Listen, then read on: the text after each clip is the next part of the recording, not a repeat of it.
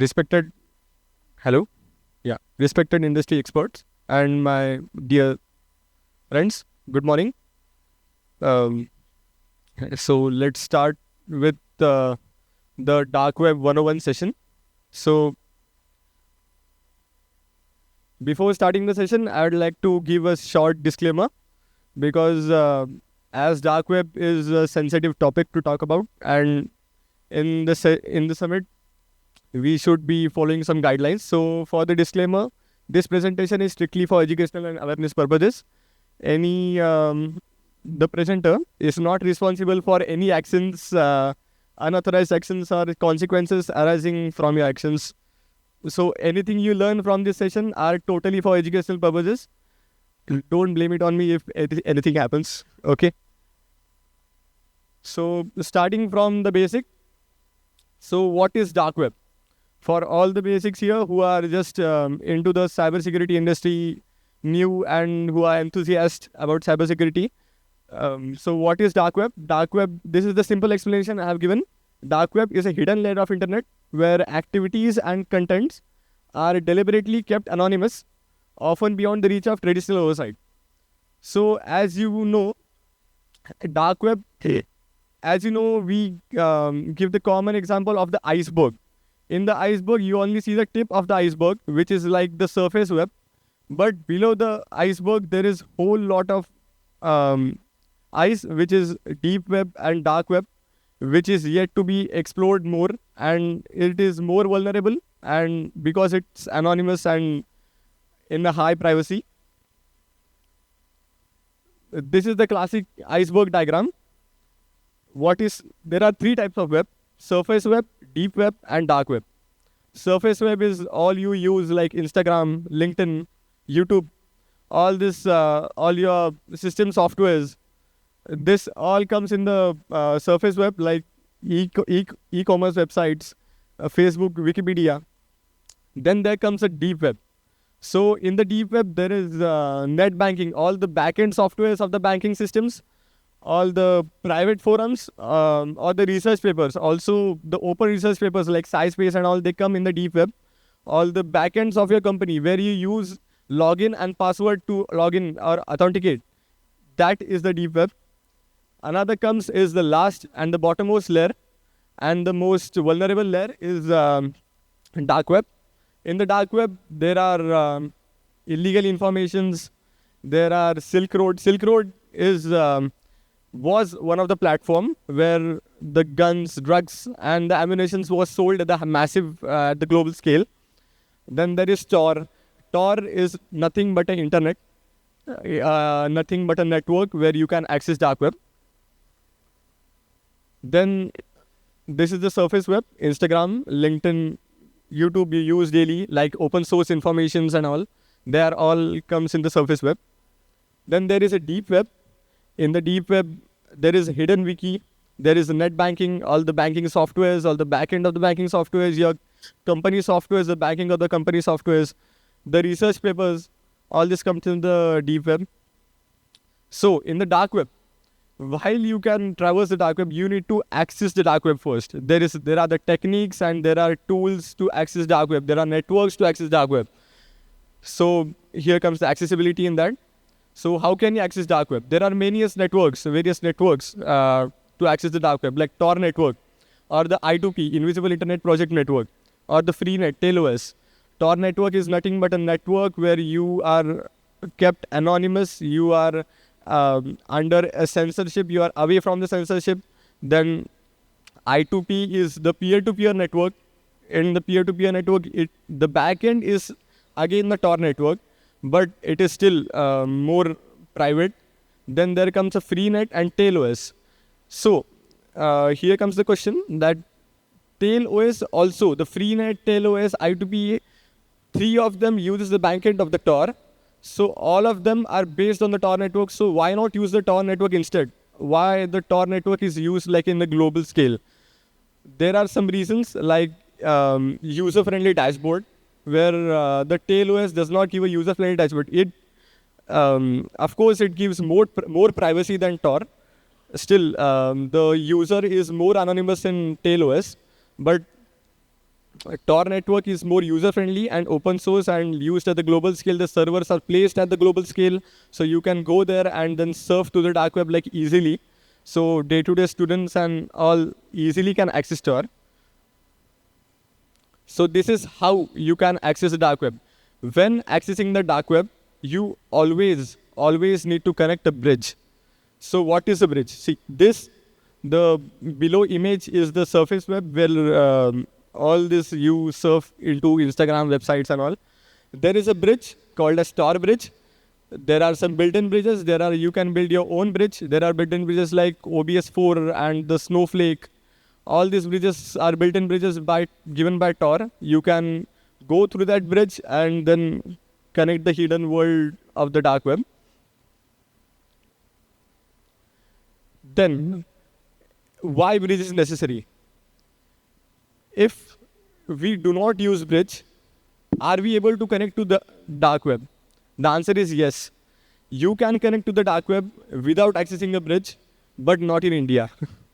In Middle East countries and some of the European countries, like mostly in Pakistan and Afghanistan, there are some networks where you can access the dark web like in openly and without connecting a bridge. But India or the countries like US, Canada have given or restricted to access the dark web through normal servers and normal internet. So we use the bridges to connect to the dark web. So these are some main reasons to why we use bridge. That is bypassing censorship, avoiding detection.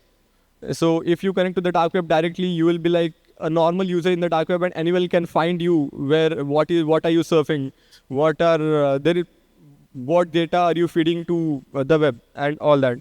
Access in restricted networks, then preventing traffic analysis. These are some main reasons why bridge is necessary. Then there comes threats.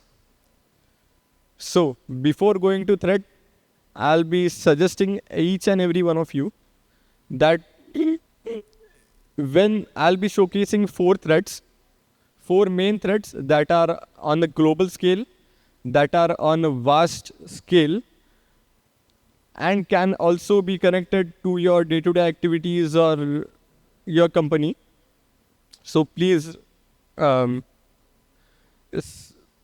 keep it private and make it more censored.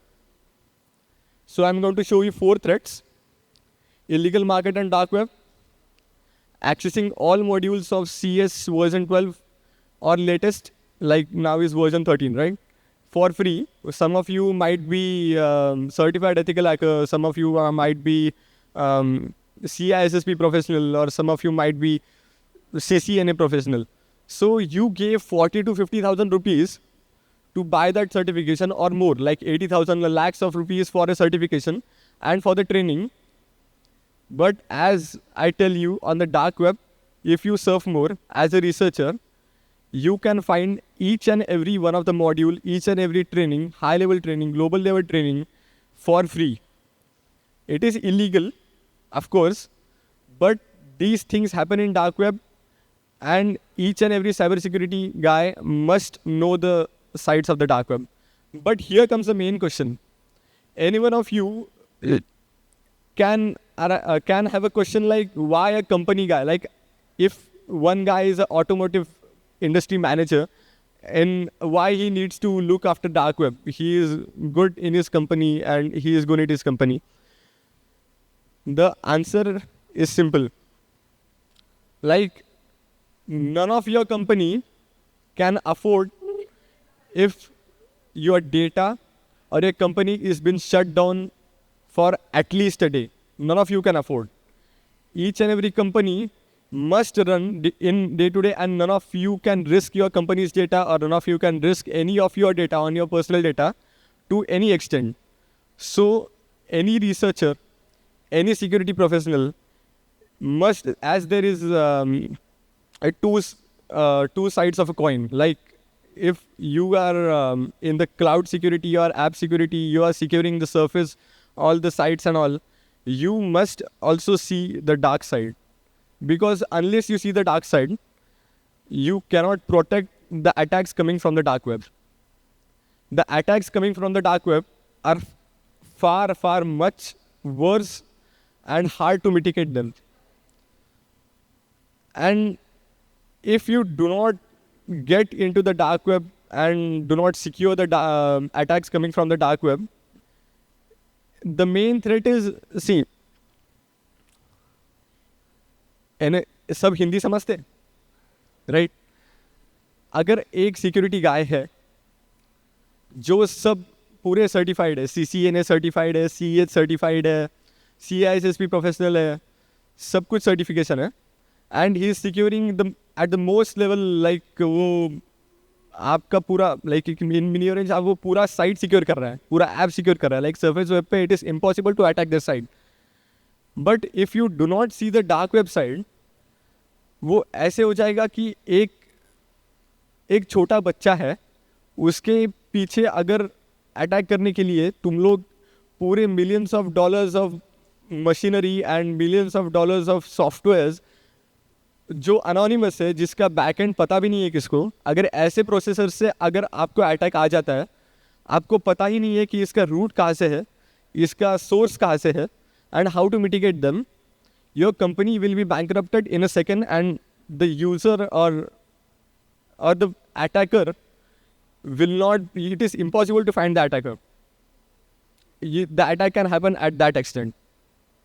So I'll be, the third threat is, coming back to the point, the third threat is most common but most sensitive contents on dark web. That is, you see,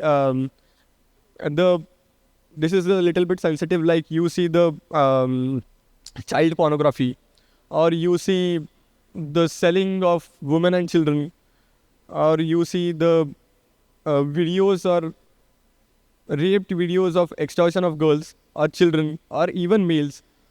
This is all happening on dark web. We cannot हम उसको नज़रअंदाज नहीं कर सकते. This should be learned and this should be known as a dark web researcher. And the fourth and the final threat I'll be showing you is live hacking from the dark web. What could happen to your company if you clicked on a malicious or unknown link, even if you think it is safe, even if a company think it is safe? So I'll be going through one by one. The illegal market on dark web. As a researcher, I go through every possible forums, every possible sites, every possible websites on the dark web, but in a secure way. So this is one of the illegal market, selling of the weapons, ammunitions like AK-47 on the global level. This is happening. This is happening right now at the moment. This is still, it's as we see that in the movies कि लोग कहाँ से तो weapons वगैरह लाते हैं, कहाँ से तो terrorism हो रहा है, कि इंडिया में वेपन्स कहाँ से आए, या फिर ईरान में अगर एक बेस है, बेस पे वो वेपन्स कहाँ से आए, अगर कोई डिफेंस मिलिट्री ने लाइसेंस सर्टिफाइड नहीं किया है. So 90% of the answers are from the dark web. ऐसे कुछ फोरम्स हैं, मैं कुछ ब्लर किया हूँ लिंक्स, क्योंकि उस सप्लायर्स का कम्स इन द पॉलिसी. सो $845 को AK-47 मिल जाएगा, $500 को Glock. And then also in the USA or in the Middle Eastern countries, or in most of the European countries, there is a much, in this 5 years or next 5 years, the most common threat are the drugs. Or even in India, not to say in this summit, but बहुत सारे पुणे में भी या फिर महाराष्ट्र में भी या फिर इंडिया में भी कॉलेजेस या फिर बहुत सारे सप्लायर्स हैं जो बच्चों को ड्रग सप्लाई करते हैं, and they do not produce the drug directly from India. In the 60% of the case drugs are imported from another countries, and they get, and some of the sites are black market sites where you get drugs for some money. But एक अच्छी बात बोलूँ तो in India it is still very less, because our government and because our companies and because our mainly defense system have secured the sites and secured the system or the network so much that even if a single one bit activity is malicious, then the whole team will track down the systems and will track down the suppliers from it. So India में भी अभी थोड़ा सा कम है, but still है. Next threat is no course is safe. यहाँ पे कौन से जिन्होंने ग्लोबल सर्टिफिकेशन किया है, लाइक CH और समथिंग लाइक दैट है कुछ? 1 2 3 4. Okay, many of you have paid 40,000 50,000, right? आपने बहुत सारे ट्रेनिंग के लिए 30,000 दिया होगा, एग्ज़ाम के लिए 10,000 एक्स्ट्रा दिया होगा. अगर मैं बोलूँ कि world's number 1 ethical hacking certification है, वो भी सेफ़ नहीं है. पूरा का पूरा मॉड्यूल्स और पूरे के पूरे लैब्स इंक्लूडिंग इतना लर्निंग कि तुम लोग एक कंपनी पे इजीली अटैक कर सकते हो, इतना लर्निंग उस पर फ्री है. I will be showing you a demo. This as if you are a certified ethical hacker, आपको पता होगा कि ये फर्स्ट मॉड्यूल है. आवाज़ वॉइस है.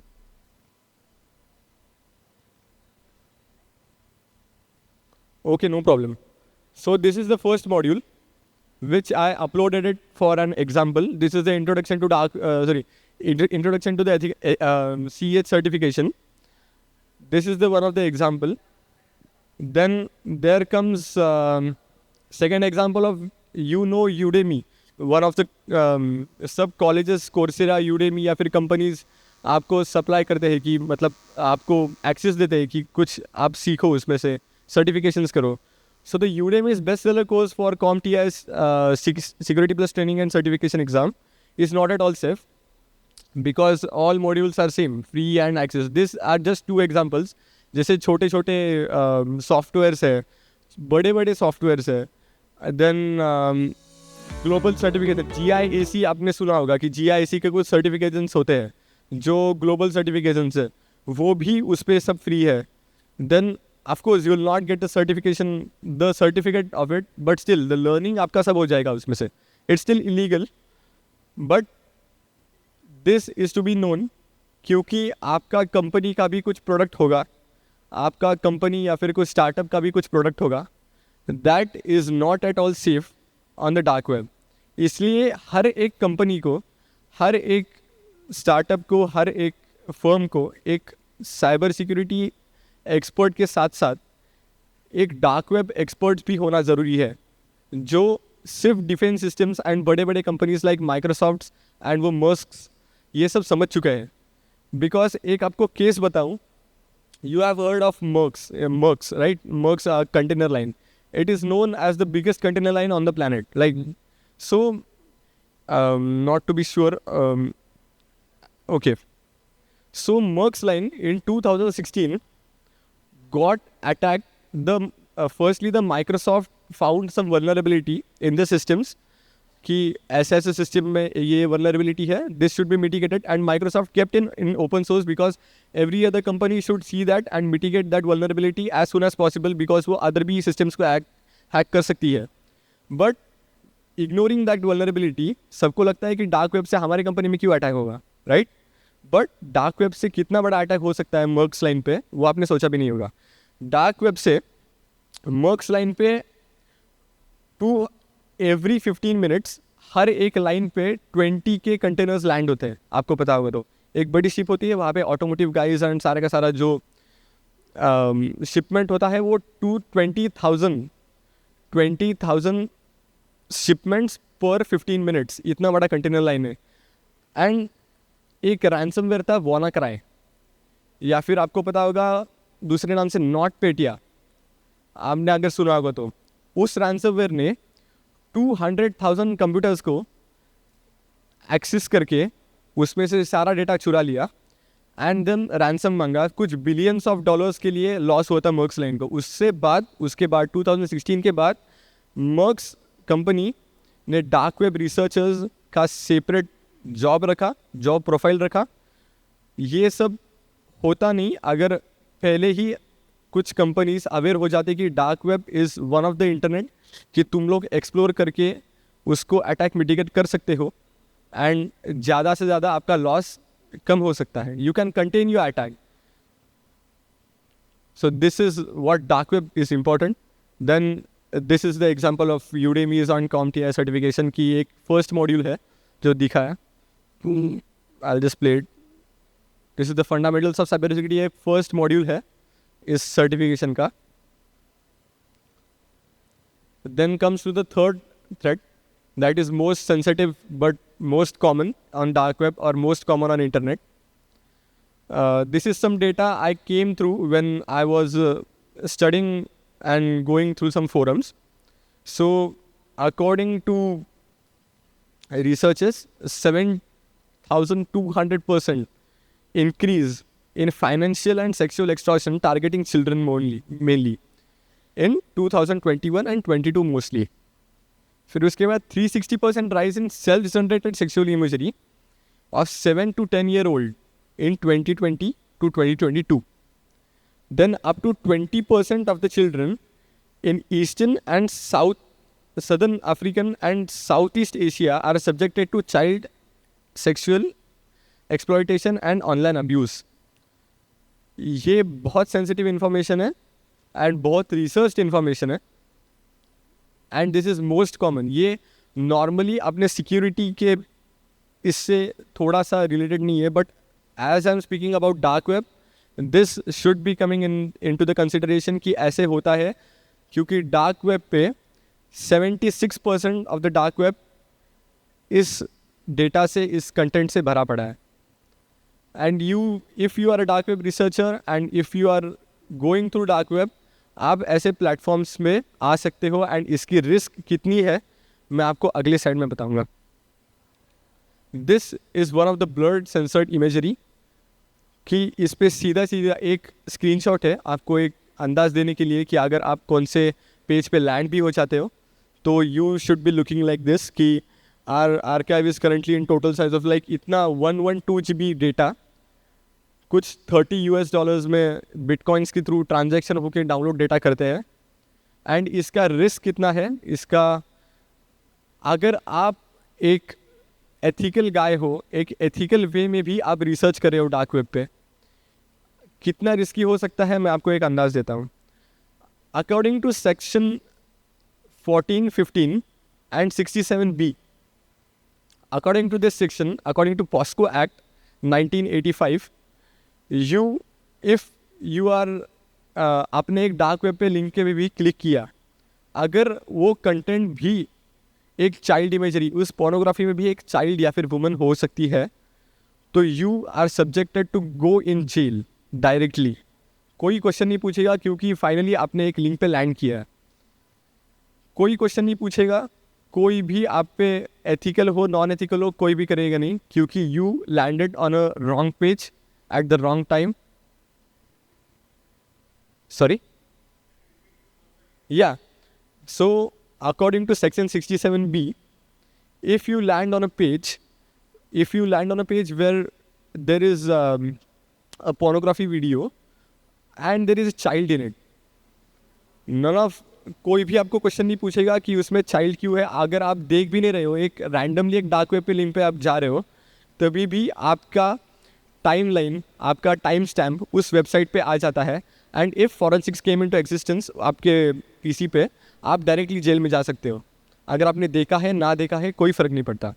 अकॉर्डिंग टू सेक्शन 14 एंड 15 भी सेम रूल्स है. देन अगर आप रिसर्चर हो, अगर आप डार्क वेब पे जा रहे हो, there is one most sensitive content and most sensitive topic called as red room. आपने अगर सुना होगा, in Red Room, you pay, or a user or anyone, any client pays to extort or to do bad things to even males, women and children. अगर आप इस page पे भी जा सकते हो तभी भी आप जेल आसानी से 20 साल काटोगे. ठीक है, कोई भी आपको क्वेश्चन नहीं पूछेगा. Same. So the final threat I'll be giving you is, first of all मैं आपको एक दे देता हूँ एक डिस्प्ले की क्या है. इन सरफेस वेब आपको सिक्योरिटी में एक बेसिक पता चल रहा होगा कि HTTP, HTTPS. HTTP सेफ नहीं होता है, HTTPS बहुत सेफ होता है, right? So in dark web, unlike dark web, links are just random HTTP link, उस पर एक 20 या फिर 30 सेंटेंसेस का, सॉरी 20 और 30 कैरेक्टर्स का कुछ लिंक होगा. आप आइडेंटिफाई कर सकते हो सरफेस वेब पे कि ये मैलिशियस है कि नहीं. अगर आप कोई फिशिंग लिंक भेज रहे हो, अगर आपको कोई फिशिंग लिंक भेज रहा है, आपको पता होता है कि ये उस पर IP लिखा है, एक पोर्ट नंबर लिखा है, this is not at all safe. आपको एक्सेस मांगता है कि give me camera access, give me your files access. This is like most common phishing links. But in the dark web ऐसे कोई भी रिस्ट्रिक्शन नहीं है कि एक तो डोमेन नेम पूरा ABCD 1 2 3 4 5 कुछ भी हो सकता है. like we saw in this imagery, there is a random link and then .onion. The onion link is in the Tor, you use concept as onion. एक ऑनियन में कैसा होता है, लेयर्स होते हैं. वैसे ही डार्क वेब को एक्सेस करने के लिए ऑनियन लिंक्स बने पड़ते हैं, क्योंकि every link consist of layers of encryption data जो आपको एनोनिमस बनाता है. So that is nothing but onion. But इतने सारे लिंक में आपको पता भी नहीं चलेगा कि ये क्या अच्छा है क्या बुरा है, unless and until you click on it. But as I said, if you click on it and you land on wrong page, you can go through jail directly. So it is very difficult to differentiate between a safe and unsafe link. And the interesting part is, it is almost impossible to find the hacker behind the activity. Because एक तो ये anonymous है, ऊपर से आपने एक wrong page पे click किया. If you are not even, आपका concern नहीं हुआ कि मैं इस पेज पे कैसे आ गया, मैं गलती से आ गया. You cannot prove yourself because anonymous एक तो है कि attacker behind it, and आपने ही खुद अपने choice से उस link पे click किया है. So you will be bankrupted mostly. Next is I'll be showing you a live demo कि क्या हो सकता है. For now कि मेरे PC में यहाँ के कुछ इंटरनेट्स और मेरा इंटरनेट वो अलग अलग है. So I'll be showing you the video I have made today itself. सुबह ही मैंने बनाया था, एक्चुअली कल रात को बनाया था, बट मैं एक वीडियो दिखाऊंगा जो सेम मैं डेमो में दिखा सकता था. So this is the malicious link, or I made that link to showcase it to you and named it some random link .onion/safelink.html. So if you are researching about, if you go through an update कि आपका phone urgently update करने की ज़रूरत है, and there is a link like this कि आपका phone urgently update करो, नया सॉफ्टवेयर आया है वो डाउनलोड करो. Sorry,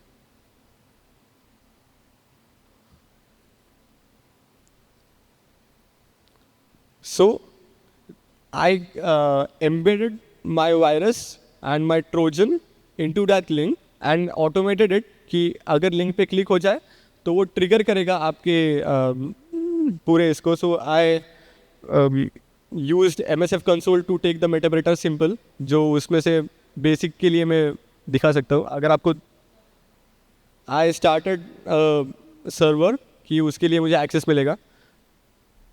I copied that link and simply pasted into the Tor browser. This is the Tor browser. मैंने लिंक पेस्ट किया.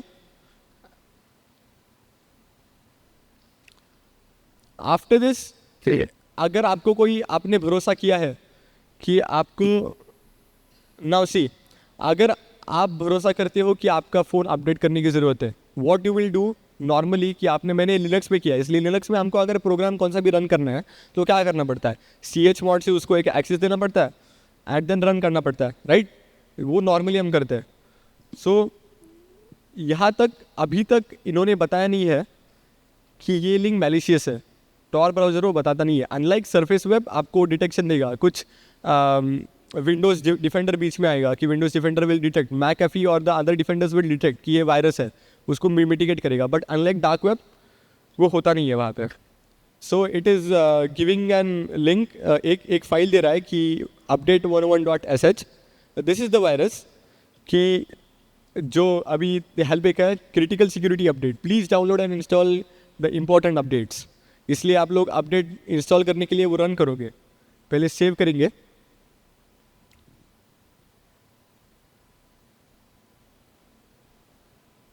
I saved it on a desktop easily करने के लिए।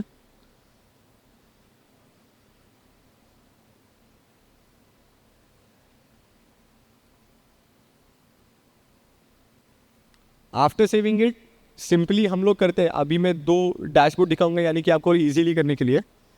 दिस इज़ द यूज़र जो आप कर रहे हो, एंड वहाँ पे एक मैं डैशबोर्ड वही एक टर्मिनल खोलूँगा जो वहाँ पे बैकएंड पे क्या हो रहा है, like an attacker, if I am an attacker या फिर कोई अटैक हो रहा है तो वो क्या हो रहा है वहाँ पे।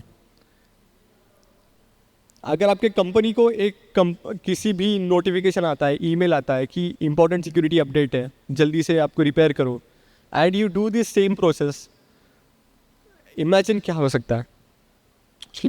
Before running that I just open my backend server, जो सिंपल MSF कंसोल में ही किया है मैंने दिखाने के लिए। You can use another techniques like data obfuscation techniques. आप लोग वही वायरस अगर आप लोग आपके सॉफ्टवेयर में डालते हो तो ये डिटेक्ट होगा, बट अगर आप लोग डेटा ऑब्फस्केशन यूज़ करते हो, for that to tell you कि डेटा ऑब्फस्केशन टेक्निक से आप एक अच्छा वायरस में एक बुरा वायरस एम्बेड कर रहे हो उसको छुपाने के लिए। This is called data obfuscation technique. वो एक ड्रास्टिकली यूज़ होता है वो कंपनीज में। So after clicking on it, I got a Meterpreter session. So I use shell to get the data and all. So what can I do? I can do everything when I get access, right? I can shut down your PC. I can remove your RMDR अभी fail हुआ क्योंकि उसमें already एक file था. So you can use RMDR RV command. So I created a file on your computer using my backend server कि identity shield नाम का एक मैंने फोल्डर बनाया. अभी वही फोल्डर में मैं mypass.txt डालूंगा, यानी कि आपका पासवर्ड लिस्ट है वो एक एग्जांपल के लिए आपके अगर पीसी में है तो वो मेरे पीसी में चला जाएगा, and then I download it back to my backend server. यानी कि ये आपके कंपनी को रिलेट करके देखो, अगर आपके कंपनी के कुछ ट्रांजैक्शंस है, आपके कंपनी के कुछ क्लाइंट्स हैं जो अदर कंपनीज़ को पता नहीं चलनी चाहिए, आपके कंपनीज़ के कुछ पासवर्ड्स है, एडमिन लॉगिन्स है, अगर वो किसी डेटाबेस पे सेव है, अगर एक लिंक क्लिक करने से आपका, अगर अभी यही लिंक मैं कुछ अपडेट उसमें चला दूंगा HTML वेबसाइट पे कि आपका कुछ तो अपडेट हो रहा है, लोडिंग चला दूंगा, अनलेस एक लोडिंग होने तक कुछ सेकेंड में ही मैं पूरा का पूरा आपका एक्सेस ले सकता हूँ, आपका डेटा ले सकता हूँ. And this is very basic. एक लार्ज स्केल पे क्या हो सकता है, imagine that. So I copied mypass.txt in identity shield. Then I opened the identity shield and ls, it consists of the mypass. So this is how we can take the privilege. So identity shield create हुई है, उसमें mypass भी create हुई है, ये आपके server पे चल रहा है, आपको पता भी नहीं चल रहा है क्योंकि आपको नोटिफिकेशन भी नहीं जा रहा है कि क्या हो रहा है पीछे. मैं ये सब करके मैं आइडेंटिटी शील्ड फिर से मैं डिलीट कर दूंगा, पूरा क्लियर कर दूंगा. बट एंड देन वो डेटा अगर कोई डार्क वेब पे डालता है, imagine what could happen to your company, what could happen to your personal data, what could happen to your Aadhaar details. आप अगर एक कंपनी में काम करते हो तो कंपनी के लिए आप आधार डिटेल्स देते हो, आपके पर्सनल इन्फॉर्मेशन देते हो, बिलिंग एड्रेस देते हो, आपके कंपनी के ट्रांजैक्शंस उस पर होते हैं, आपके कंपनी का बैकएंड सब कुछ उस पर होता है. So that could be risky. यही करके मैं आपके पीसी को क्रैश कर दूंगा, शट डाउन कर दूंगा, पावर ऑफ कर दूंगा. यानी कि आप अगर उसको मिटिगेट भी करने की कोशिश कर रहे हो, आई विल बी नोइंग इट. और मैं इस पे और एक कर सकता हूँ, मैंने अभी लाइव डेमो में नहीं इसमें दिखाया. आप आपके पीसी का, यूज़र के पीसी का अगर आपने प्रिविलेज लिया है, एक लाइव कैम भी देख सकते हो. लाइव कैम और the live screen will be easily accessible कि आप अगर मिटिगेट करने की कोशिश कर रहे हो, अगर नेटवर्क डाउन करने की कोशिश कर रहे हो, मैं आपको करने ही नहीं दूंगा क्योंकि आप कट करने का कोशिश कर रहे हो, but I am here behind that कि आपको पूरा मैंने पीसी क्रैश कर दिया, क्या कर सकते हो. So this is most common. So what every dark web user needs to know before he is accessing the dark web. Every dark web user first is dark web is not illegal. सबको लगता है dark web is illegal to access. According to article 21 dark web is not illegal. एक freedom है हमें कि कौन से भी सर्वर पे हम जा सकते हैं अनलेस हम लोग कुछ एक्टिविटीज़ वहाँ पे कर रहे हैं. अगर हम नॉर्मल टावर ब्राउज़र पे जा रहे हैं, कुछ सर्चेस कर रहे हैं कि normal searches like dark web पे, अगर हम रिसर्च पेपर देख रहे हैं तो it's okay. But a single wrong link clicking can lead to you jail directly, जैसे मैंने बोला. According to section 67B and 1415 POSCO Act, child pornography is illegal.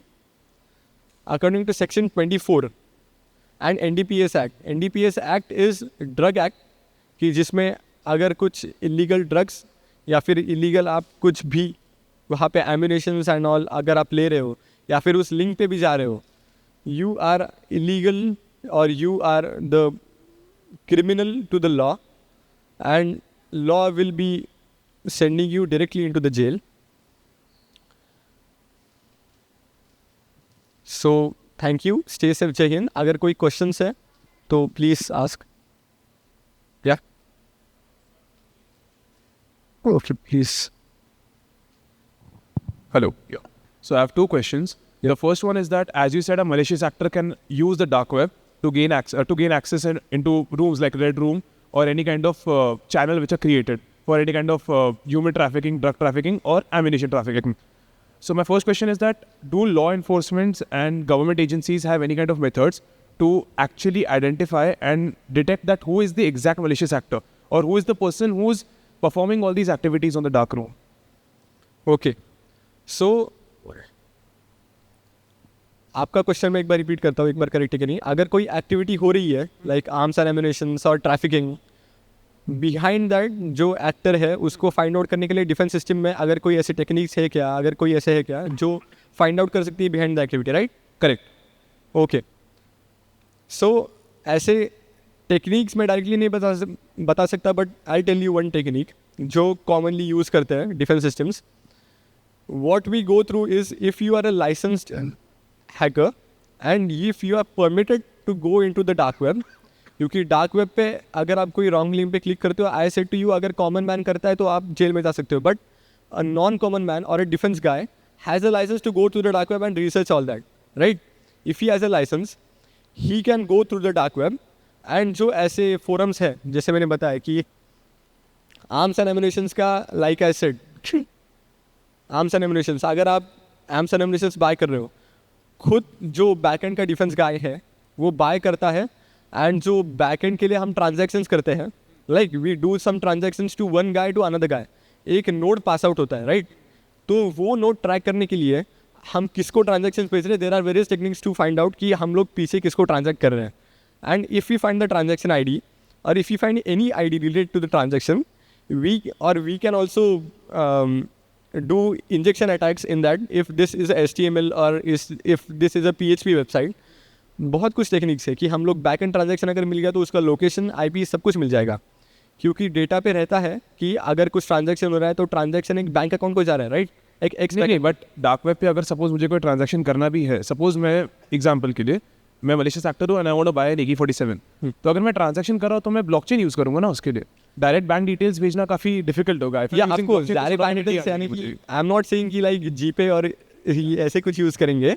Of course high level के transactions भी, ऐसे आपने बोला कि ब्लॉकचेन यूज़ करोगे आप लोग क्रिप्टो यूज़ करोगे, आप लोग कुछ बिटकॉइन यूज़ करोगे जिसको ट्रैक डाउन करना मुश्किल है. बट फॉर नाउ ऐसे हेयर टूल्स एंड ऐसे बहुत सारे डिफेंस सिस्टम्स है जिसमें आप लोग बिटकॉइंस या फिर इसका भी ट्रांजैक्शन ट्रैक डाउन कर सकते हो. Defence system has that. So but एक प्रॉब्लम ऐसा है कि आप लोग डोमेस्टिक और द कॉन्टिनेंटल अगर आप ट्रांजैक्शंस कर रहे हो तो it is easy to find out, क्योंकि अगर आप अफ्रीका से ट्रांजैक्शंस करो, अफ्रीकन गवर्नमेंट का हमें परमिशन है कि उनका अगर कोई उनके कंट्री में अगर कोई ट्रांजैक्शन हो रहा है हमारे कंट्री में और back and forth, so we have access to see that who is transacting, कौन ट्रांजैक्शन कर रहा है. बट कुछ कंट्रीज़ है, पाकिस्तान हो गया या फिर कुछ अफगानिस्तान हो गया, many countries like South Korea भी, they do not give permission to India कि अगर कोई ट्रांजैक्शन हो रहा है तो वो ट्रैक डाउन करने की परमिशन नहीं देते. So these are some cases, उसको भी मिटिगेट करने के लिए है. techniques. Yeah, and my second question is that जैसे अभी ये तो सारे malicious activities हो गए या फिर wrong doings हो गए जिसको डार्क वेब को एक गलत तरीके से यूज़ किया जा सकता है.